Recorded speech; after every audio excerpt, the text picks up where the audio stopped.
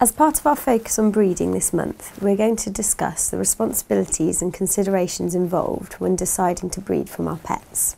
The health and welfare of the pets involved is of our primary concern, and also knowing that you have appropriate and caring homes for the young to go to afterwards. The dam who will be carrying the pregnancy should be in good health herself and fully grown before mating. Pregnancy is very demanding on the body, and a young developing animal should not be mated as they are still trying to grow themselves. Animals at the time of mating should also be showing no signs of illness, and it should be considered that if you're introducing pets for the first time for mating, there is a risk of them transmitting diseases to one another. Ensuring that your animals are up to date on their vaccinations is very sensible if you are choosing to breed from them. As well as these factors, you should also consider the breed and size of the animals that you are going to be mating.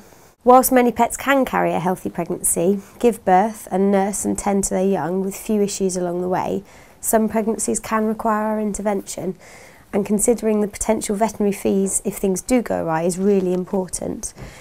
If a caesarean section is required, for example, it is often an emergency procedure as the life of the young and also the mother are at risk, and it can cost hundreds of pounds and involve not only the surgery itself but also nursing and aftercare at home. Some young will need to be hand-reared in certain circumstances, and again, being prepared to dedicate the time and resources to this is really important. The Kennel Club has a very informative website with relevant advice for owners wishing to breed from their dogs, and we would highly recommend visiting this site if you are considering breeding from your pets. There are also certain health tests for certain breeds of dogs which are recommended to be performed prior to mating, and the Kennel Club has a list of these.